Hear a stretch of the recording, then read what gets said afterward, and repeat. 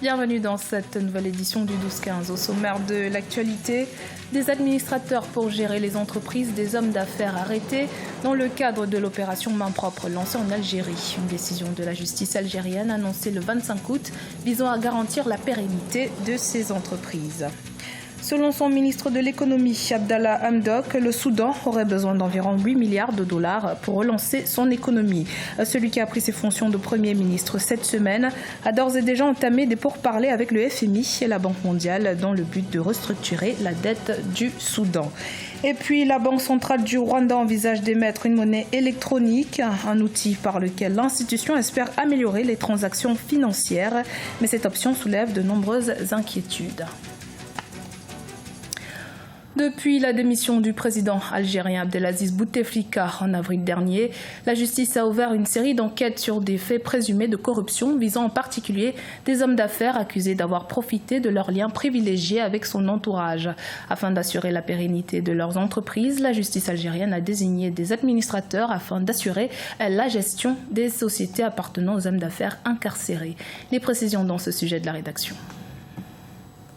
La Cour d'Alger a annoncé ce dimanche 25 août la décision prise par la justice algérienne le 22 août de nommer des administrateurs, tous experts financiers agréés, afin d'assurer la gestion des sociétés appartenant aux hommes d'affaires proches de l'ancien président Abdelaziz Bouteflika, incarcéré pour des faits supposés de corruption. Objectif : assurer la pérennité des activités des dites sociétés et leur permettre de préserver les emplois ainsi que d'honorer leurs engagements envers les tiers. Les entreprises, de toute façon, sont d'une certaine manière aussi à l'État, parce que c'est l'État qui a fait quand même leur croissance. Donc d'une certaine manière, c'est ramener à la maison les intérêts qui ont été ceux du clan Bouteflika durant ces dernières années. Selon la Cour, cette mesure concerne notamment Ali Haddad, l'ex-patron des patrons, PDG du groupe ETRHB, la première entreprise privée du BTP en Algérie, qui a acquis de gigantesques contrats publics sous l'ère Bouteflika. Autres sociétés concernées, celle du groupe Takout, de Maïeddine Takout, et le groupe QGC des frères Kouninef. Sur le long terme, on ne sait pas comment ça va se passer. Déjà, il faudrait savoir, premièrement, comment est-ce que ça va se passer sur cette nouvelle mesure d'administration d'entreprises privées, simplement parce que les patrons ont été mis en prison par l'État algérien. Je pense qu'une fois qu'on saura dans quelles conditions est-ce que ces administrateurs sont amenés à intervenir dans les choix stratégiques de ces entreprises, qu'on saura finalement combien de temps est-ce que ça durera et de quelle manière est-ce que ça se transformera par la suite.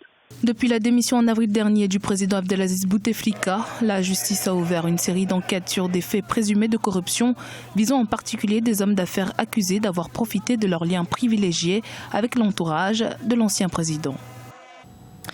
Au Niger, le gouvernement a adopté une politique nationale de population afin de maîtriser sa croissance démographique. La politique qui vise, selon l'État, à promouvoir la parenté responsable au sein de la population.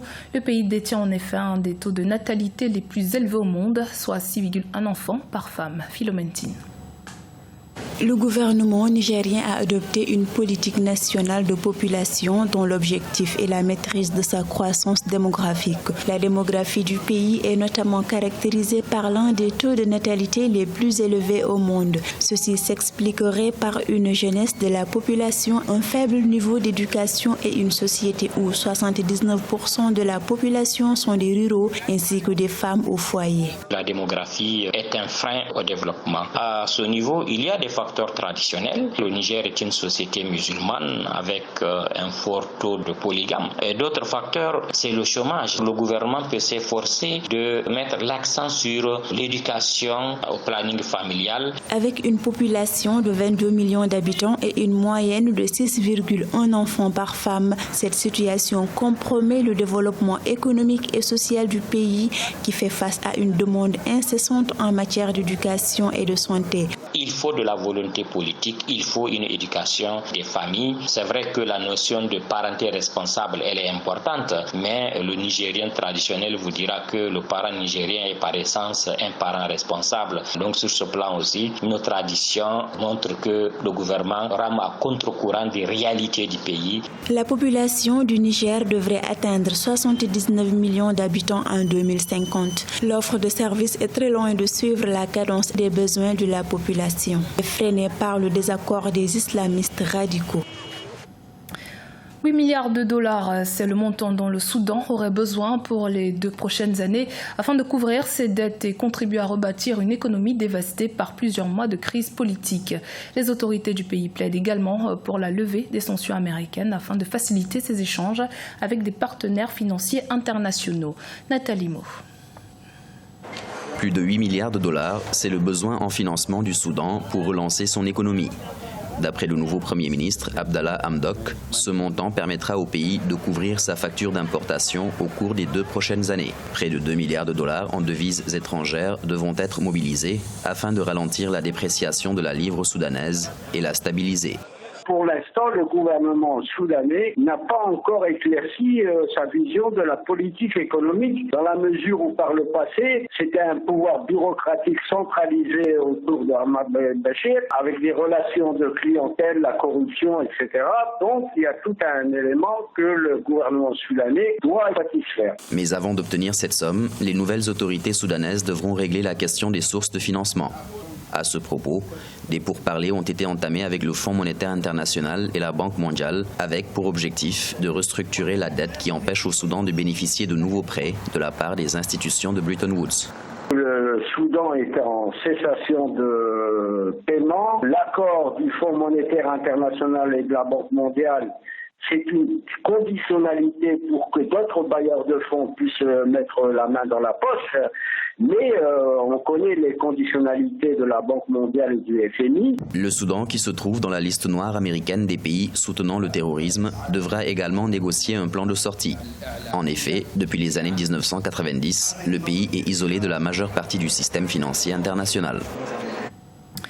Le Rwanda envisage d'émettre sa propre monnaie électronique, une option loin de faire l'unanimité, actuellement étudiée par la Banque centrale du pays pour améliorer le traitement des transactions financières tout en stimulant la croissance économique. Les précisions de Nathalie Mo. La Banque centrale du Rwanda envisage l'émission d'une monnaie électronique dans le pays. Selon les responsables de cette institution bancaire, l'utilisation d'une monnaie numérique offrirait une infrastructure de paiement plus performante, capable de relancer l'économie locale. Je pense qu'elle va stimuler les paiements, elle va rendre les paiements électroniques plus rapides, ils seront plus simples et plus efficaces. D'un autre côté, ces paiements pourront être contrôlés par le gouvernement. Le gouvernement aura la possibilité d'imposer une taxe. Les autorités rwandaises reconnaissent cependant les défis technologiques liés à l'utilisation de la monnaie électronique. Principale préoccupation, la convertibilité de la monnaie numérique à émettre. La technologie de nos jours permet au Rwanda et à la Banque centrale du Rwanda de pouvoir émettre une monnaie électronique. Et de l'autre côté, la question sera aussi de savoir quelle technologie blockchain la Banque centrale va choisir. Donc on pourra par exemple dire que la Banque centrale va limiter l'utilisation de la monnaie électronique aux petits paiements. La décision de la Banque centrale rwandaise irait à l'encontre de la vision d'autres pays du continent. Le Nigeria, l'Algérie, le Maroc ou l'Afrique du Sud restent prudents quant à la fiabilité de la monnaie électronique. L'actualité sportive pour terminer avec l'élection du nouveau comité exécutif du football malien qui se tiendra le 29 août. Des élections importantes puisque la crise que traverse le football malien avait conduit à la mise en place d'un comité de normalisation en janvier 2018. 3 candidats sont en lice pour la présidence de la FEMAFOOT. Reportage de notre correspondant Mokhtar Bari. La Fédération malienne de football, la FEMAFOOT, se dotera d'un nouveau comité exécutif ce 29 août 2019. Sahala Babi, Alassane Suleiman, Mamoutou Touré sont les candidats en liste pour cette élection. Avec un programme décliné en 8 axes, Sahala Babi veut décentraliser le football malien en dotant les régions de directions techniques. Le programme que nous avons est l'incarnation d'une volonté, d'une réelle volonté de renaissance du football malien. Et je dirais aux acteurs aussi qu'ensemble, il faut qu'on se retrouve après cette élection d'œuvrer pleinement pour l'épanouissement du football sur l'étendue du territoire. Considéré comme les petits poussés, Alassane Suleiman veut tourner la page d'une crise qui paralyse le milieu du football malien. Il ne peut pas avoir un autre contrat que celui de développer le football. C'est vrai, aujourd'hui, vu le contexte, l'autre contrat, c'est que nous nous mettions ensemble et que nous nous mettions au-dessus de la mêlée. Mamoudou Touré du Bavieux, avec un programme de 4 axes, veut moderniser l'administration du football malien avec la professionnalisation des structures. Beaucoup de crises que nous connaissons aujourd'hui partent du fait que nous n'avons pas une administration solide. Il faut une mise à niveau des hommes qui sont chargés d'animer cette grande administration. Tous les candidats prônent la réconciliation entre les acteurs du football malien, les délégués des ligues, les clubs de football, les syndicats des arbitres et des anciens footballeurs. Départageront les 3 candidats et leurs colistiers. C'était le journal de la rédaction. Merci de votre fidélité. Dans un instant, une nouvelle édition de l'actualité sur Africa 24.